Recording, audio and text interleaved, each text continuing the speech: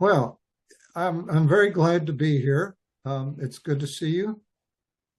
I was here in March of the year, and we talked about the experiment with light and did a brief introduction to that meditation at that time. So it's very good to be back, and I'm humbled to be with you today.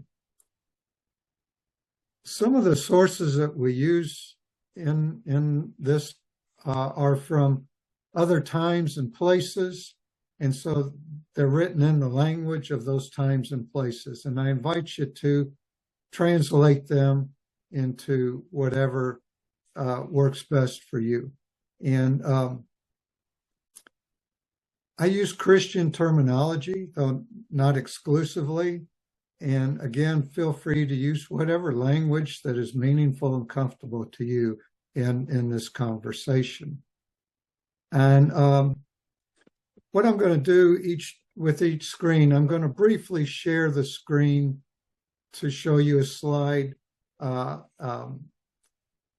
the type of person, if I can read something while I hear it or think about it, it helps me take it in. So we will have the screen share briefly on each slide, and then we'll come back to the group, if that's okay. All right. And so what I've called this is the special thing we have as friends. And I think that not all friends look at what we have within the Religious Society of Friends as a contemplative practice, but it very much is so. There's a word called charisma, and that word means a special grace or gift that's given to a group of people to be given and shared with the world, okay? And a lot of religious communities, let's take Catholic, for example, because they have a lot of them. You know, a lot of different traditions have different groups within the tradition. And so you have a lot of religious communities within the Catholic Church. You have like Franciscans are well known. Cistercians are pretty well known. They're a break-off group from the Benedictines, and so forth and so on. So each one of those groups, the reason they are different from the others is because they've been given a different gift to bring to the world. It might be teaching, it could be missionary work, it could be taking care of homeless, it could be a life of prayer. So the experience of the living Christ, the inward light shining in our hearts and minds, is the charism that I believe was brought to friends. And this is a gift that is shared with the world. It's not just for Quakers. It's for anybody that is drawn to that. And so it's not something that they had and they held to themselves. Welcome to it, our visit. But they opened it to the world, and it's still that way today. Anybody that wants to come to a Quaker meeting is welcome, and who and what we are is shared. Our gift has been centered in silence since the beginning. And I think silence is perhaps one of the oldest forms of spiritual practice that predates history. I believe in every tradition, there's some aspect, some area within the tradition where silence is honored. People will go on spirit journeys and so forth to go away, to be away by themselves, to go into that inner place. And friends have taken that from the Christian perspective of the Christ within us that can speak and teach us without going through an intermediary. So that is the Quaker gift to the world, I believe. And so we'll move on to this next slide, which is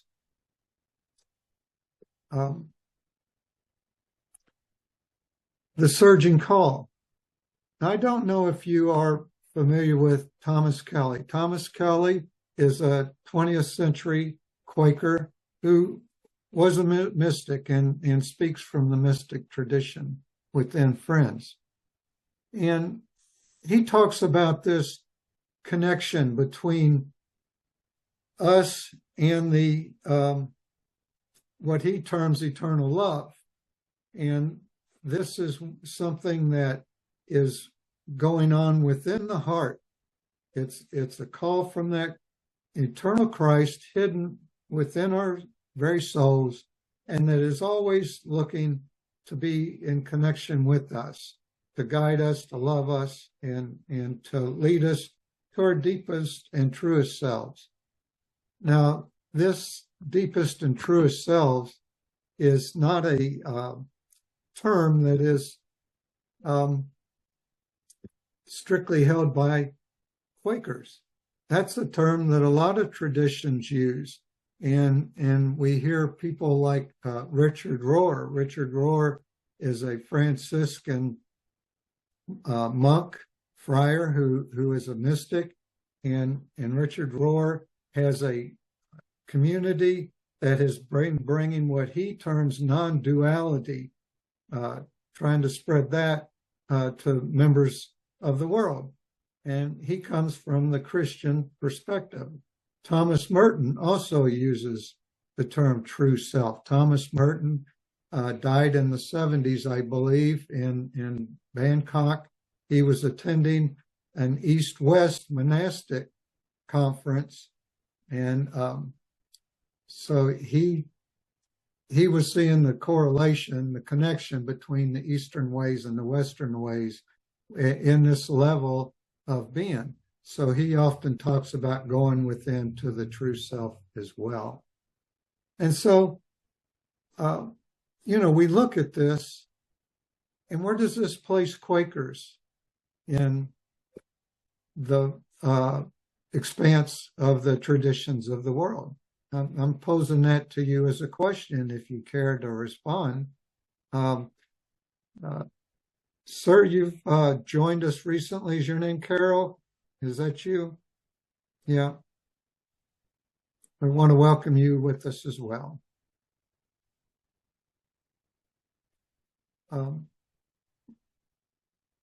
A friend in North Carolina, Jack Kirk, he's been a long time Quaker minister, and he said this teaching of Thomas Kelly's was the foundation of his ministry his entire life, ever since he had stepped in. He's a writer and a minister in North Carolina, and that this teaching that he got through Thomas Kelly became the foundation for his life. Any comments on this?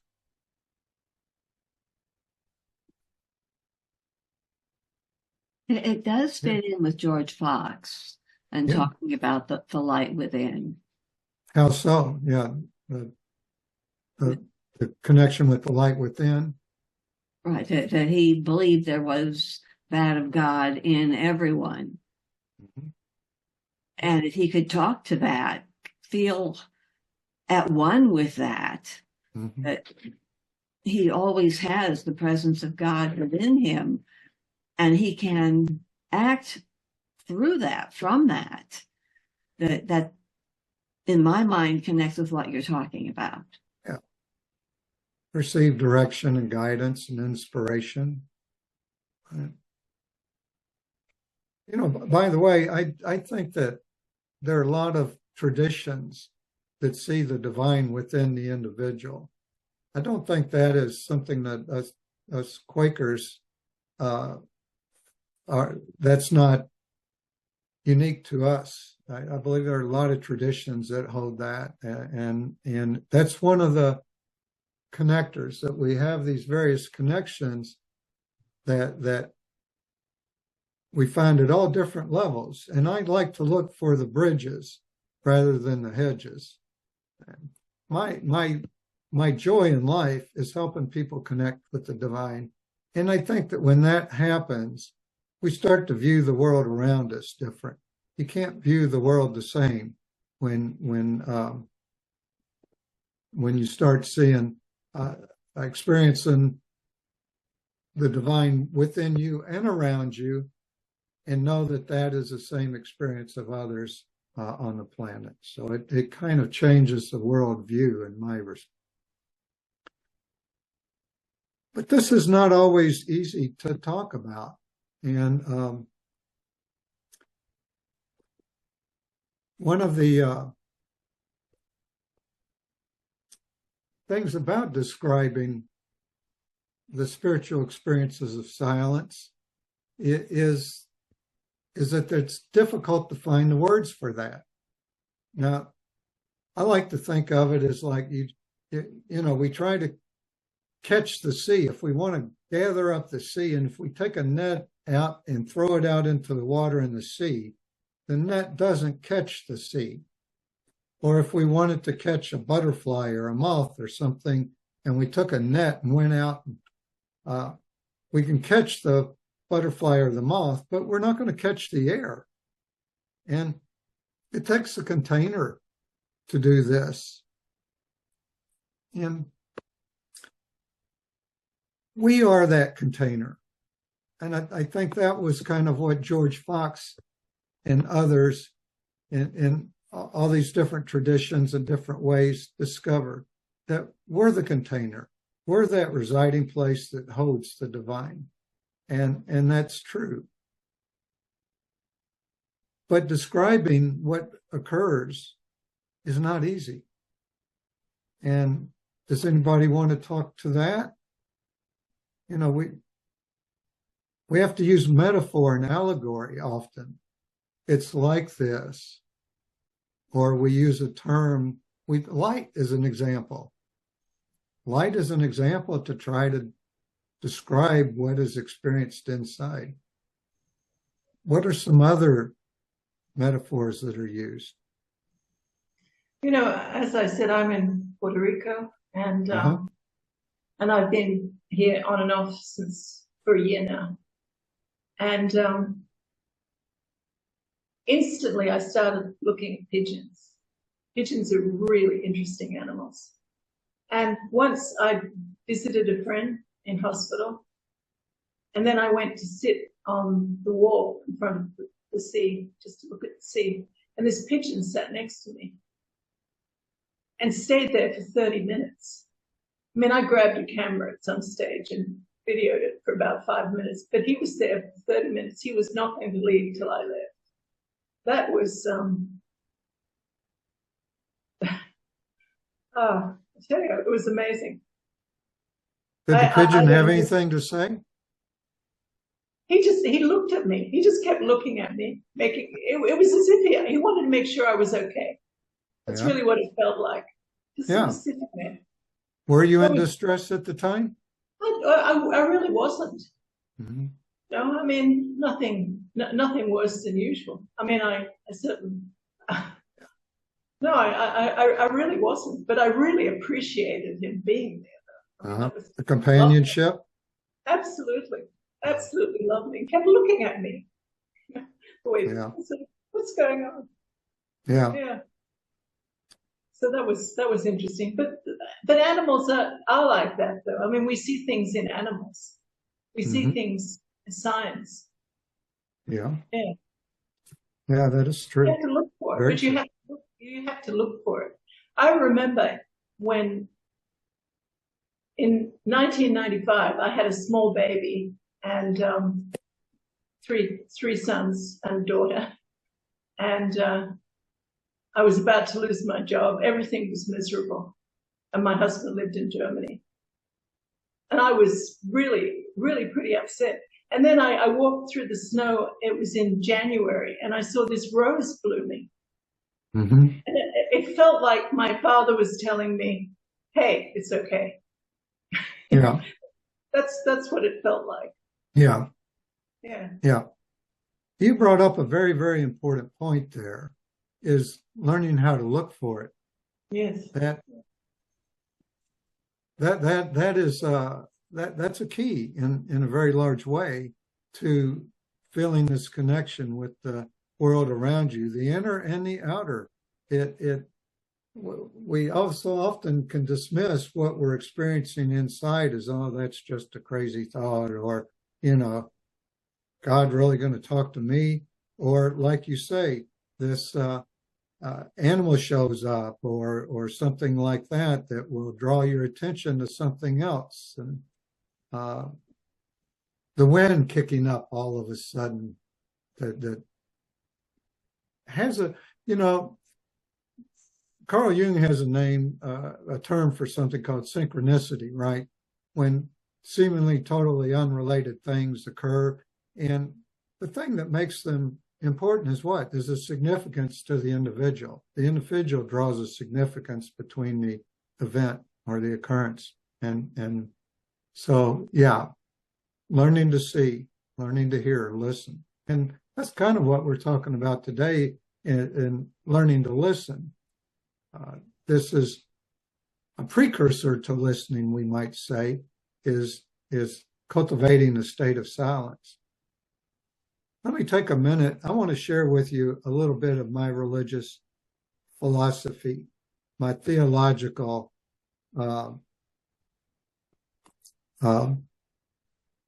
position, if you might say, that is the foundation for where I built this for myself in my life journey, okay? And I call it divine loneliness. So in my meditations and my pondering and so forth, what developed for me was this image of a divine being that is totally alone before any creation whatsoever. And that's an almost unimaginable state for a human to imagine, where there is only one thing and nothing else. And in this self-awareness of this viewing, and I use the term for this as God, this being as God. That is my term for the Godhead, is God. I've searched for other terms that might be better for me or others, and I haven't found it. So I continue to use this. But in this self-awareness and aware of being alone, there was this huge, immense divine loneliness. And in this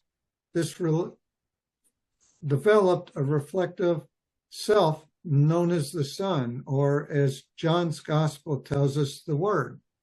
And between these was love. And in this state of love, the three, there never is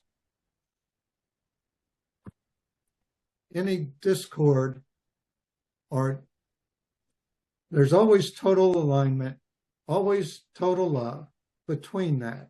And that beingness, that Godhead, is where creation developed from. And creation was developed as an act of love. Now, in this, I guess I'll have to call it a theory. Is that right? Would that be the proper word? In my theology, it's my personal theology is what it is. It's my personal theology. So in this personal theology, the divine loneliness and love creates the humans as part of creation. And humans create various philosophies and religions that they use to reconnect with this first cause. Now, in my model, God, or that from which all comes, the Godhead, that Father, Mother, Son, the love that goes between, that wholeness. Never imagine that anything of its creation would ever separate itself from that perfect state. And the philosophies and the religions of the world are attempts to rediscover and reconnect with that initial state of wholeness. And the mystical traditions point us towards what Richard Rohr, the Franciscan I mentioned earlier, calls non-duality. And I believe that in a way that this is the gift, the charism of the Religious Society of Friends. Our waiting worship, our way of being together in the silence, is an endeavor to a state of non-duality, a state of wholeness. We call it in Quaker terms unity, when we come to unity. And so this mystical tradition that we find in all the ages through the world, in the various parts of the world, coming through all the traditions of our that we recognize and know, have as that center core this reconnection, this elevating our state of being from the base to the divine. And it's the key to it is that they're all relational, showing us ways to be in relation with ourselves, with others, and with the divine. And we'll look at this a little bit more. But I just want to kind of give you this little foundation piece from my own theological perspective, because it might help to make sense of these other things that we talk about. All right. And so we have this inner and outer world. And there was an interesting thing about Friends, is that Friends helped bring a balance to this. Back in George Fox's time, the religious view of the world was that humans were here on earth and they were, sinning mortals. And God was out there somewhere. God had started the mechanism of creation going, and God sat up there and people sat down here, and God was, keeping track of everything. And then we were going to pay for it later. Well, Thomas Gates, he's a Quaker there in Pennsylvania. He wrote a Pendle Hill pamphlet called Reclaiming the Transcendent. And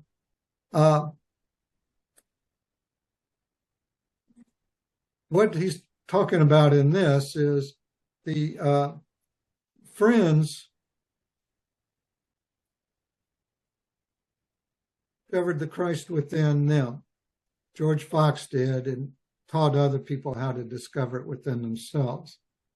The predominant view at that time was that God was transcendent. He was out there. He was not within us. So the early Quakers put a balance out there to bring that within. So they now had Christ within and the God of the universe, the cosmos. And Thomas Gates tells us that a big part of this contribution to George Fox and the early Friends was that the belief that Christ came to teach his people himself. And so this was what was known as, in Christian theology, you have the return of Christ is anticipated. And so what they believed at that time was that Christ was living in the midst of them. So Christ had returned. They also, after quite some time, realized that it wasn't the return that they expected. It wasn't the full transformation of earth into the heavenly sphere and those sort of things. So they started holding the belief that we have Christ within us and with us in our midst, but there'll also be this other coming that it's future, and we will wait for it. But Thomas Gates talks about the balancing that Quakers brought to the Christian tradition. So we have the Christ within and the Christ without. Now, I do want to point out, that's why I've kind of phrased this as the Christian tradition. That, again, is not unique, to the Christian tradition. When we look back to the early Celtic tradition, the Celts being in parts of Ireland, France, England, Scotland, Wales, there was a group that had come from the Germanic areas of Europe and moved across and settled in Western Europe, the far Western Europe. They had a mixture of Christianity that included some from the Eastern Christian tradition. And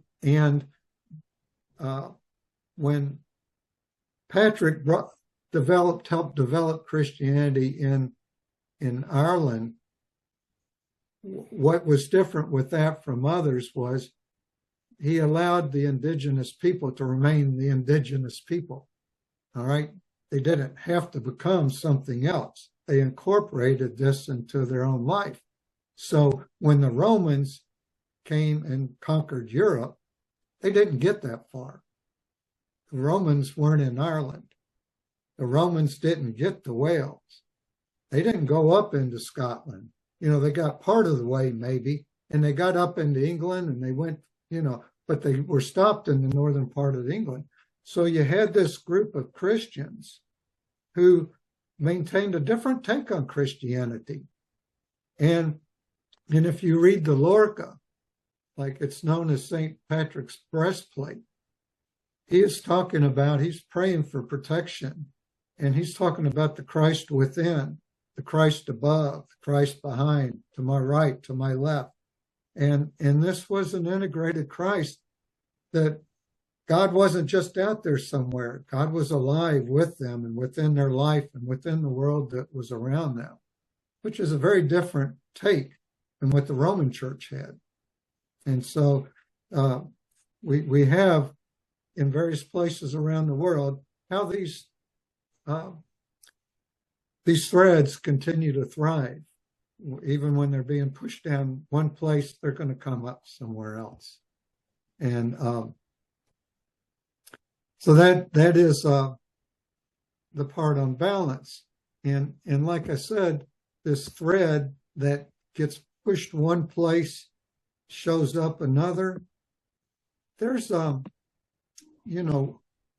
this silence and this experience of the divine comes to us from many paths. And there are mystics in each tradition. And these mystics help us to be the container, and that the individuals that called to this way of life, there are many different paths. And that, I think, when I was talking about Thomas Merton at the monastic conference in Thailand, where the monks from all the different traditions were coming, that's what they were recognizing amongst them and between them. And so I'd like to ask you to share your perspective of what some of these other traditions are that incorporate silence as a spiritual practice. And maybe we could name some of those. And maybe some practices that you draw upon that may be unique to drawn from another tradition, or maybe you had a tradition as a child growing up, and it's a part of you. I think that it's one of the beautiful things I think about exploring different traditions is they add layers. We always have what we start with.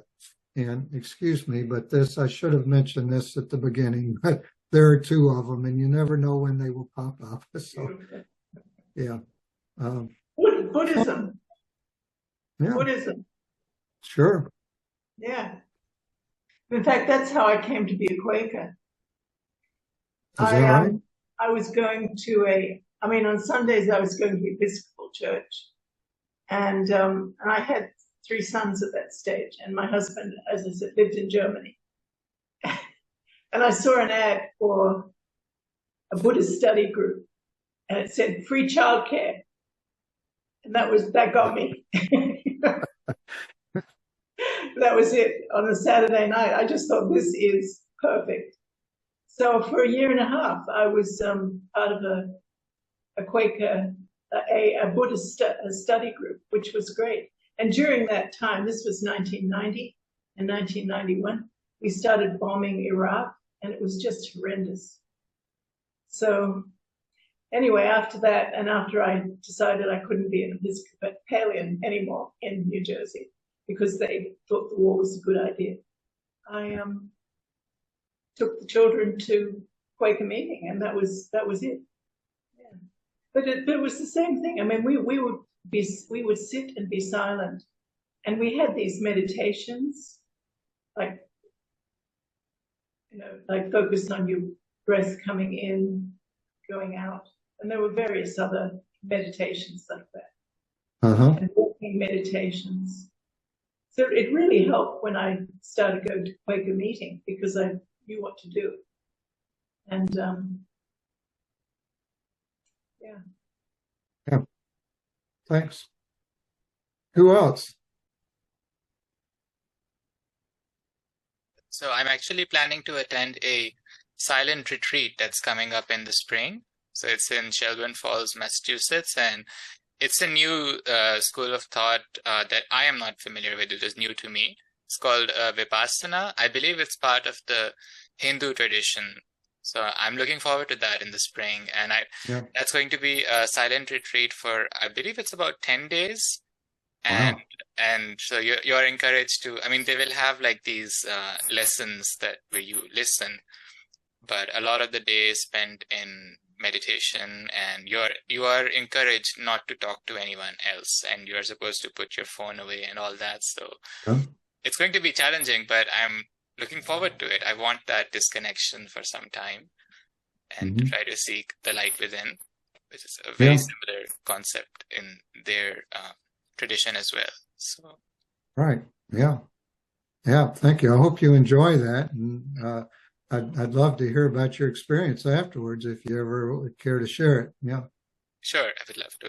It's in mid-April. So. Yeah, but is this typical of Hindu practice? So Hinduism, to my understanding, is so diverse that it's hard to say, and I don't know a lot about it. So this is, but I believe even this practice is sort of non-denominational. Like they stress that you don't have to be Hindu to be part of this. So Yeah. I believe that Hindu religion is the oldest recorded religion that's been going on continuously, and like Taha said, it is such a broad and diverse and deep. It's a deep. I was fortunate to be in India for 3 weeks on a contextual theology class, and we went across northern India, visiting all the different traditions within the country, and it's really an incredible and beautiful thing to be able to take that amount of time and sit with some of the teachers in all these traditions. But you could spend a lifetime in any one of them, and that's the same way it is with Christianity and with Islam. Any tradition, it's a lifetime journey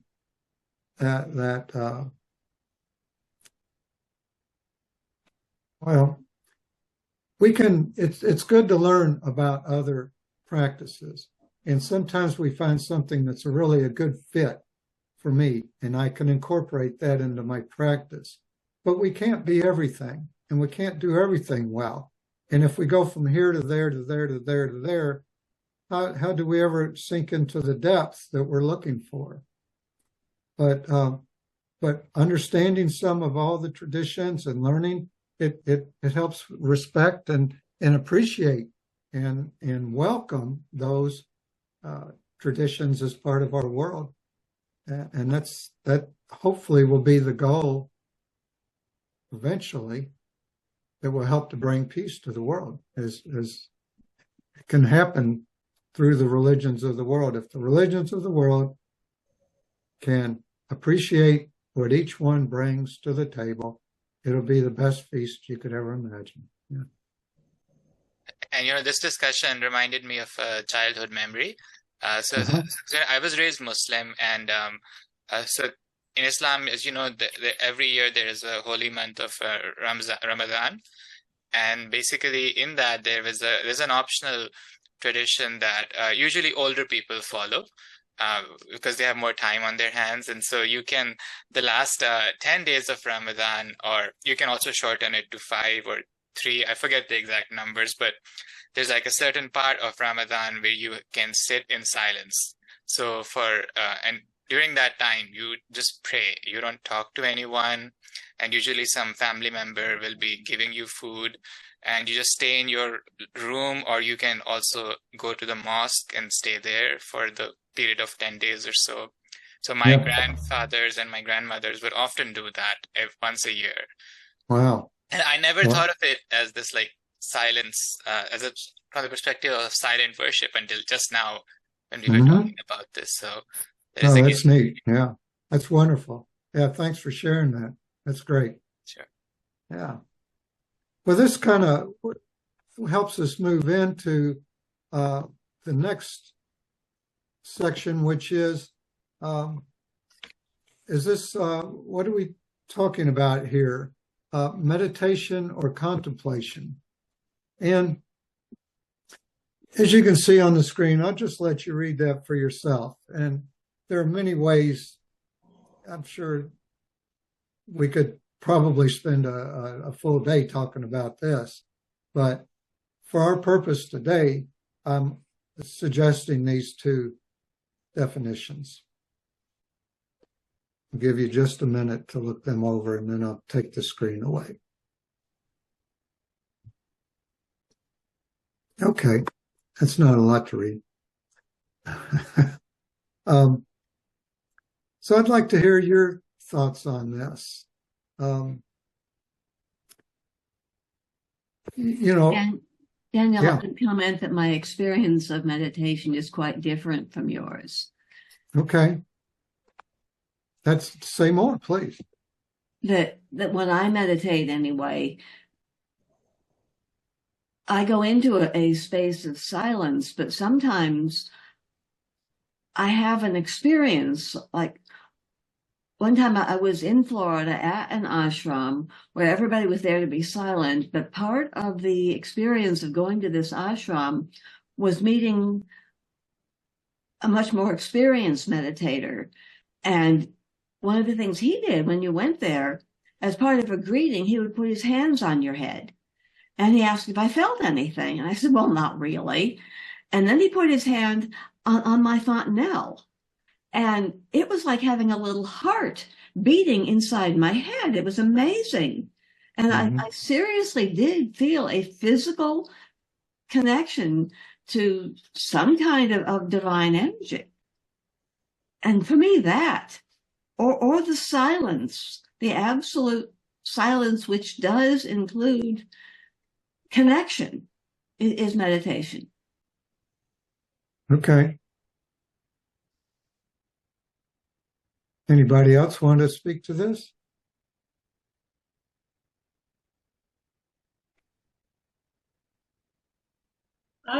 I'm confused about the difference. I mean, I'm on my own, and I like being on my own. So I'm sort of contemplating and meditating pretty much all day long. Okay. Yeah.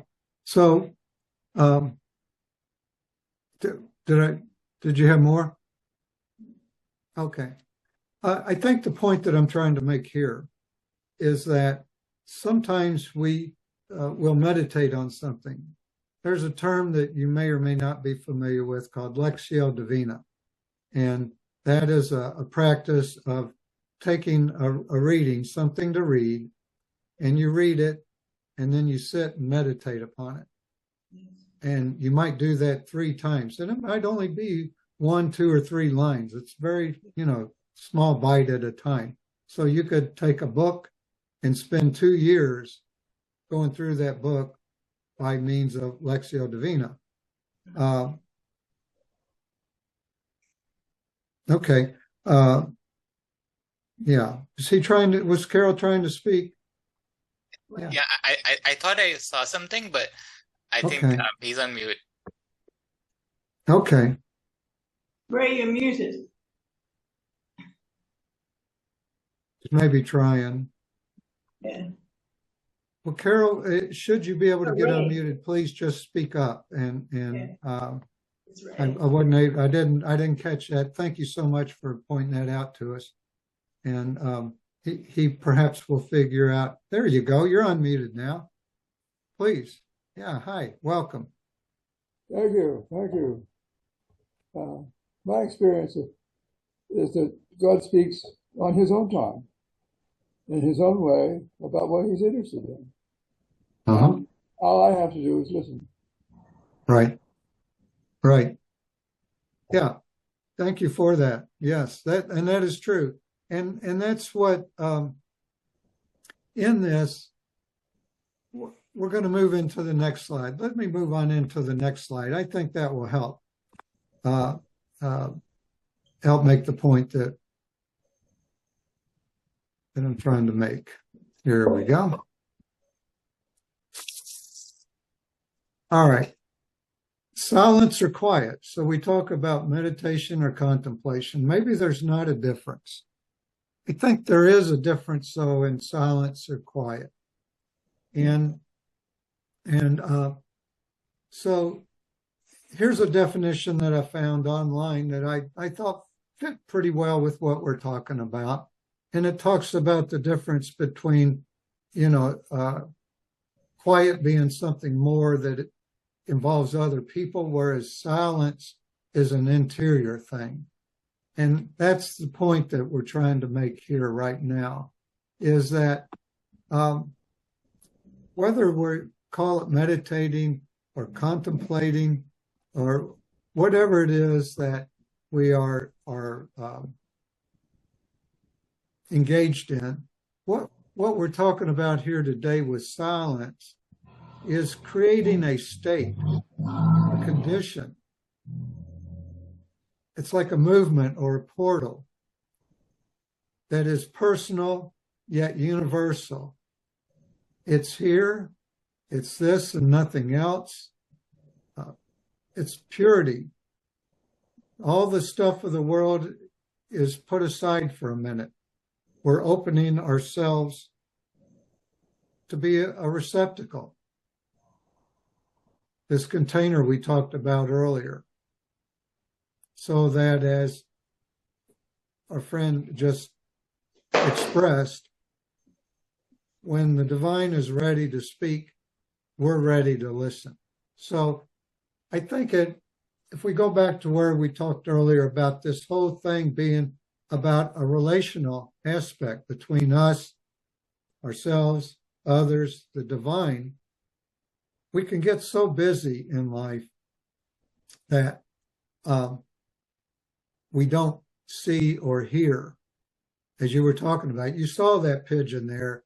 You recognize that pigeon was being in relationship with you. It was like it was being a companion for that time. And you were aware of that. And so what we're talking about here, the difference between silence and quiet,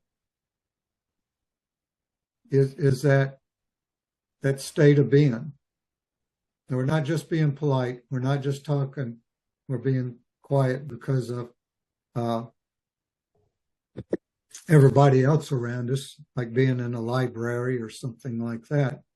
But it's creating this inner state where we can be in an airport or sitting at the beach and people walking by us, or even in an office or a restaurant. And we can have that inner quiet regardless of what else is going on. Yeah. So that is, I want to look at this one more time.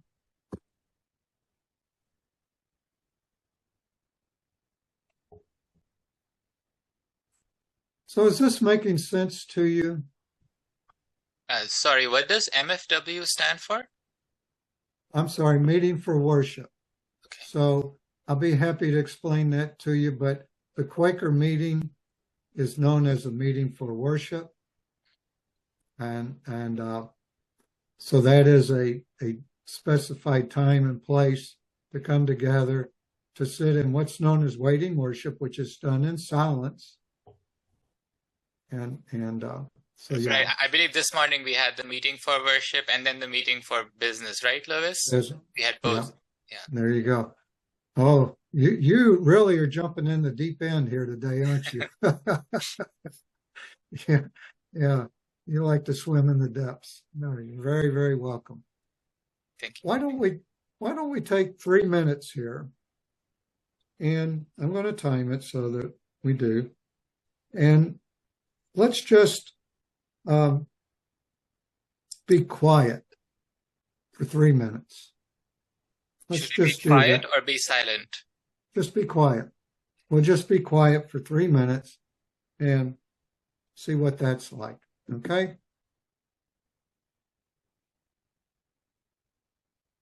So that was a 3-minute time just sitting and being quiet. How was that? I'm wondering, as being Quakers or having other prior practices in meditation, did we just sit and be quiet, or did we take the opportunity to go into a more meditative state of mind? Yeah, you're shaking your head. You started meditating automatically, did you? Yeah. Okay. Well, that's cool. I'd like to look at another time and place in a different group of people who have spent a long, long time in exploring the mystical ways of life and silence in their life.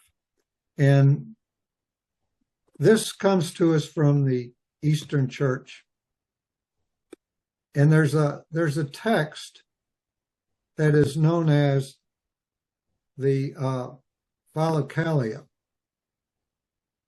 And it's a group of texts that have been kept from the 4th century to the 15th century.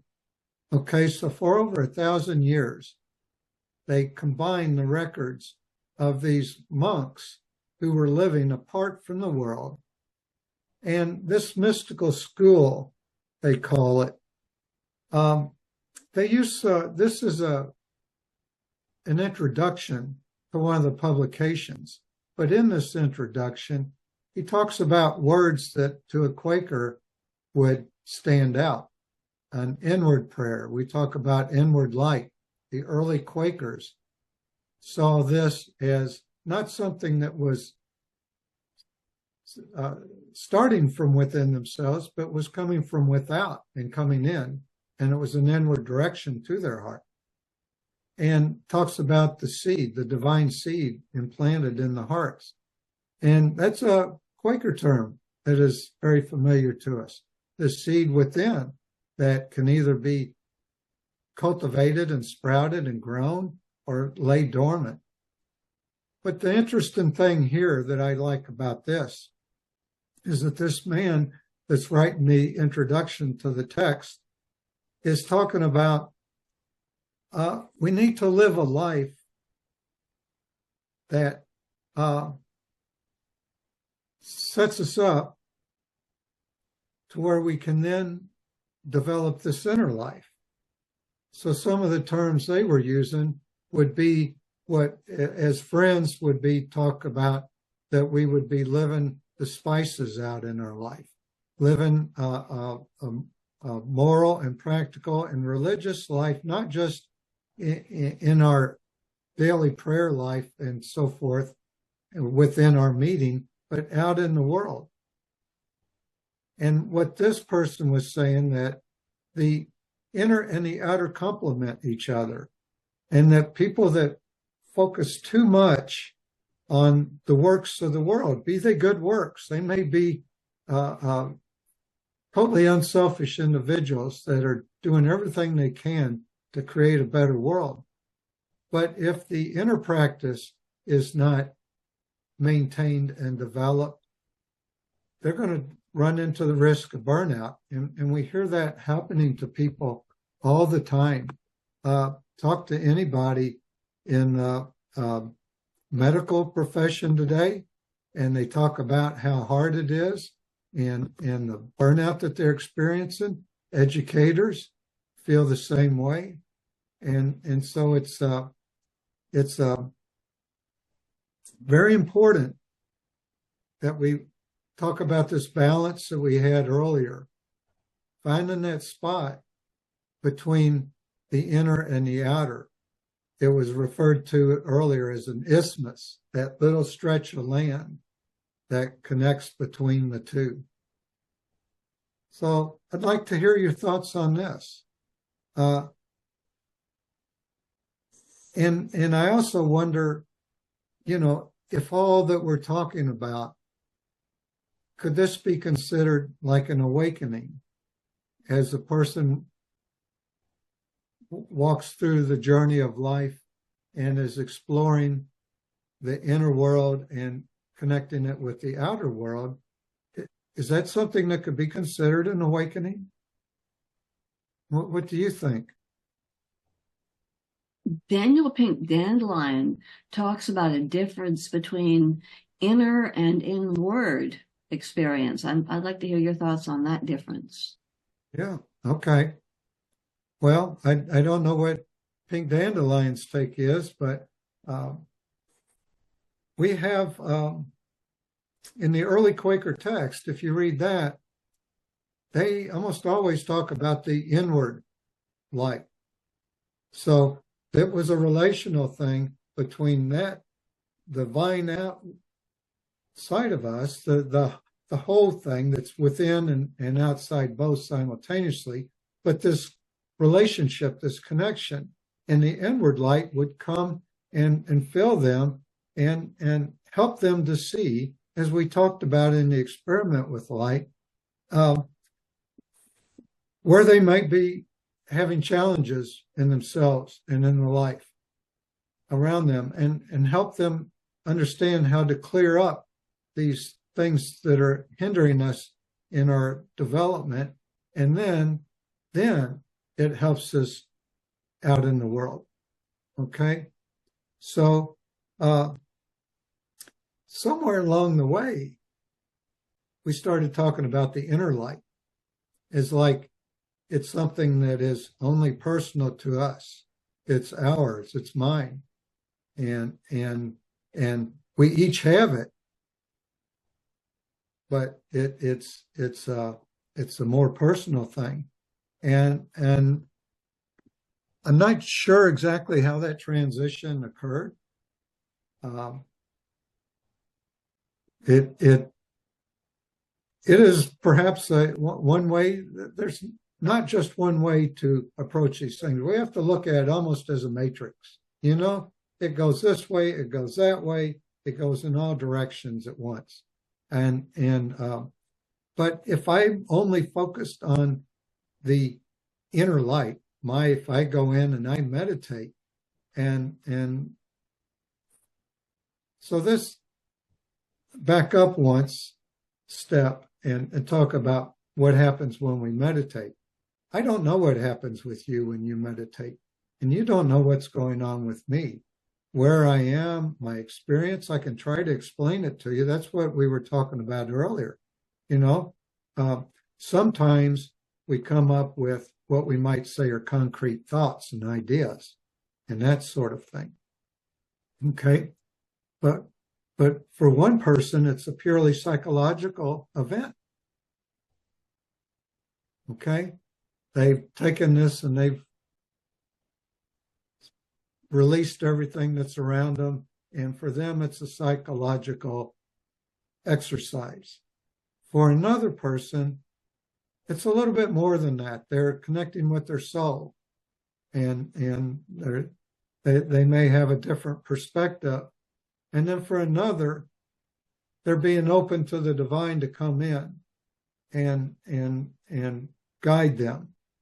So in one, you would be perhaps talking about an inner light, to another, an outward light that becomes an inward light. The light of Christ that's in the world is now within me. And some may call it the Holy Spirit, some may call it Krishna. You know, what happens with each individual? So again, we go back to many paths. And what I've had to do for myself, I found it helpful for me. I was born and raised in the Catholic tradition. I've expanded that, but I maintain my practice as a Christian. And I learn from and appreciate and have borrowed from other traditions. Okay? But I suppose that for me, I go more towards like what Richard Rohr and Thomas Merton talk about. You talk about the self with the lowercase s and self with the capital S. So I have a capital S self within me, and my egoic self can connect with that, and through that, I connect with the divine. Is that the only way? No, there are other paths. I can, it can happen walking. It can happen sitting at the beach and a pigeon walk up and sit down beside you. So it's a very interesting idea. I mean, a concept, the different terms between inner light and inward light. But I don't know if I helped or confused things, but I think it depends on the context in which we're exploring. And I think that theological context makes a difference as to how we approach it. Any other thoughts on this? Please. I mean, this is a conversation and we have a lot of wisdom here, so I want to hear from you. But my thought is that to serve God, we have to be interruptible. We can't be so caught up in our own plans that we can't hear the voice of God. Right. That's a very good way to put it. We have to be interruptible. I like that.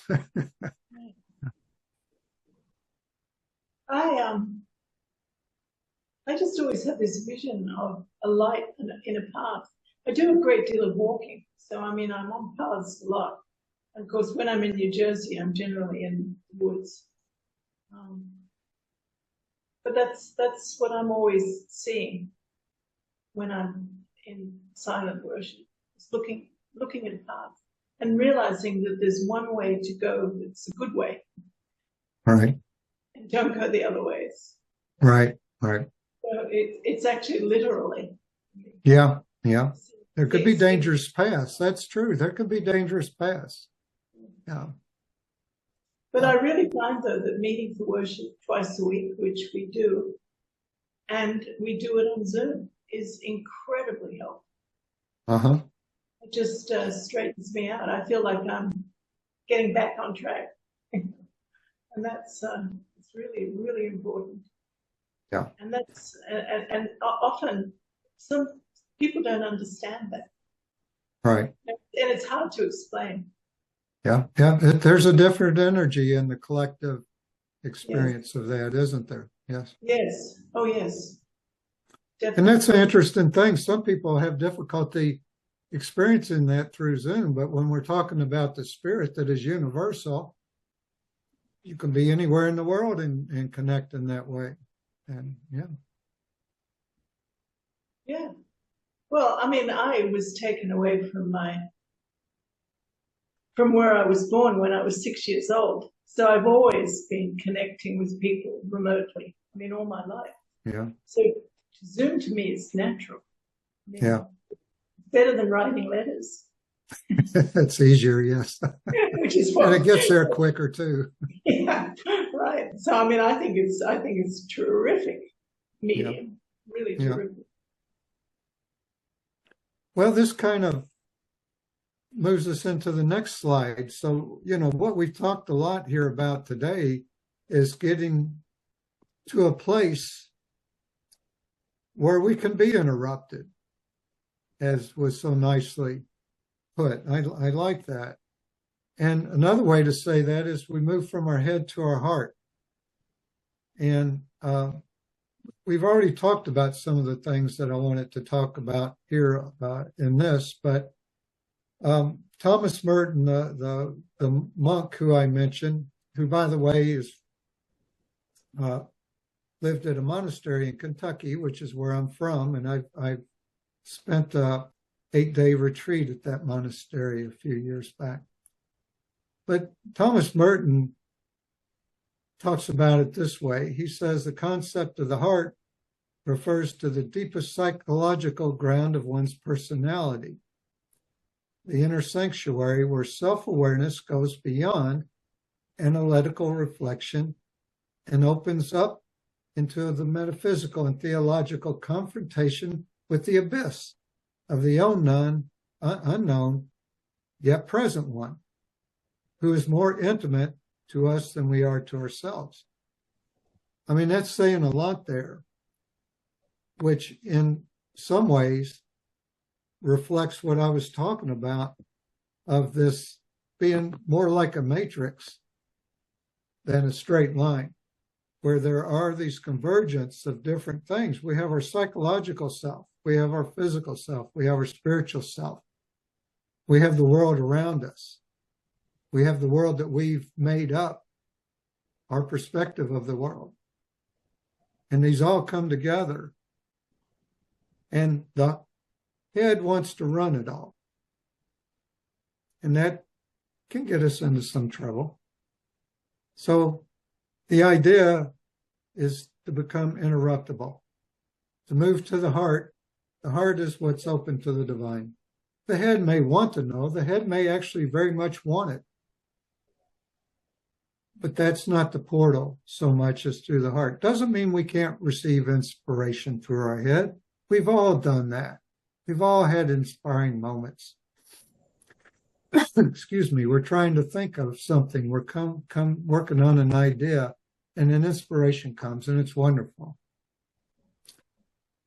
But what we're talking about here today, the silence, is one way we can cultivate a portal for this to happen. So, if you're up to it, let's take 5 minutes and spend that 5 minutes cultivating a state of silence rather than just being quiet. Now, like I think that you all did automatically anyway. You went into that state, but let's do it intentionally. And we'll come back in 4 or 5 minutes and we'll talk about that.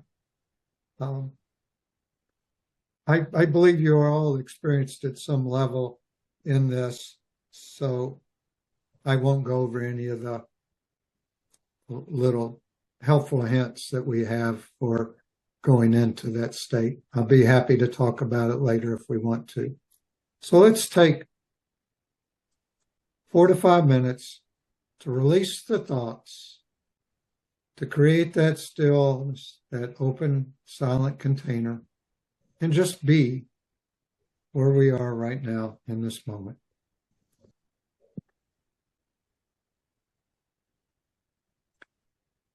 Oh, did you notice any difference in that experience compared to the earlier one? The difference between when we just took a quiet minute or took time to be in silence? Was there any difference for you? It seemed like it was no time at all. I'm sorry, I didn't hear you. It seemed like no time at all. Right. Okay, Yeah. all right. That's Yeah. right. It did. That's exactly right. Yeah. Yeah. I mean, I was looking at my cup. Yeah, right. Be still and know, right? Be still and know. Yes. That's always a prompt for me during the day. Yeah. Is everybody familiar with where that prompt, that quote comes from? Psalm 46. Be still and know that I am God. Yeah. Yes. Yeah. Well, I had a different experience, I will say. When we stopped just for the quiet, I did not close my eyes nor go into any attempt to really be still. I just didn't say anything for a few minutes. And with this experience, I was immediately aware of my body because of what I'm doing right now. It takes energy. And I noticed that up here in my head, there was, I could tell it's really been working, you know? And as I started to relax, I heard my back crack once, you know? And so I was starting to shift and go into that place. And that's quite a jump from what I'm doing right now to a state of silence. So I wouldn't expect it to happen in 2 or 3 minutes, but the process started, and it was different than when I was just quiet and I was paying attention to the kids that were outside at the time and various things going on. And I was thinking about what was coming up next and those sort of things. So for me, it was a different experience. But I did keep my eyes open, though, the first time, and I did recognize that everybody had their eyes closed and seemed to be meditating. But we are drawing to the end of our time, and I know I've talked an awful lot. I was supposed to leave time for questions, and so we have a couple of minutes, and we can always stay after the recording is ended. And I can stay. Lois has made me co-host. She can go if she needs to. So if anybody wants to stay, or any questions, any thoughts, comments? So a few slides ago, you mentioned another school of thought that was like the ancestor of Quaker theology. What was that name again? I forgot. I said it could be. I didn't say it was. It was potentially, yeah. Philokalia, Phil. Let me make sure I'm spelling it right. Kalia. Got it. Philokalia. Now, the interesting thing about that, yeah, thank you. In that tradition, they wouldn't accept anybody in it that wasn't grounded in the religious practices of that community, because they felt that that was necessary in order to move into the other part of their tradition. Yeah. Thank you. Yeah. Another one that is very close to what Quakers do is called cloud of unknowing, the cloud of unknowing. Yeah. The cloud of unknowing? Yes. Wow, I've never heard of it before. Very interesting. Ever heard of that? That was Yes. written by an English monk Yeah, who has remained anonymous, I see. like in the 15th century. Wow. Yeah, towards the end of the 14th. I'm just looking it up right now. Okay. It's And interesting. there's another text that follows it, the book of what's it called? You'll find it if you've found that already. But the book of I'm sorry, I can let you know Is if that you the want to book reach of it. Privy Counseling? Privy counseling, yeah, exactly, yeah. It kind of explains what the other one talks about in more detail. But it was written by an anonymous monk as guidance for another. So it's instructional. I'm remembering a book by a religious person who, it's quite well known, but I can't remember what it's called.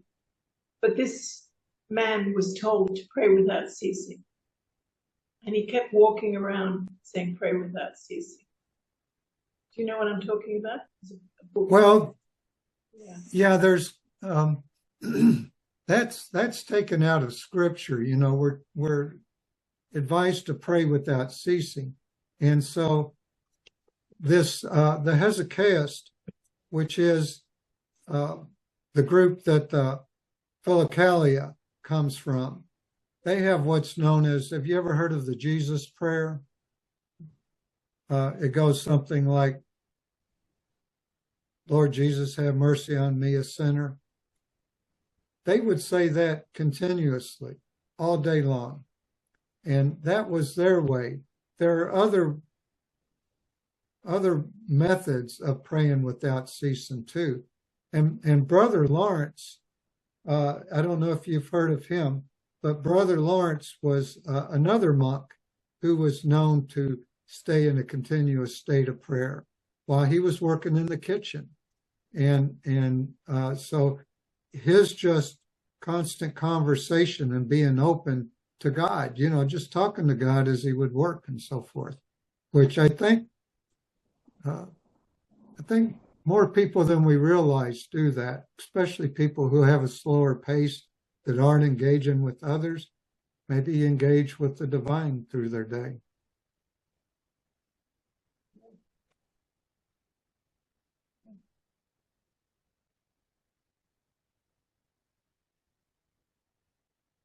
There's one last slide I'd like to share with you.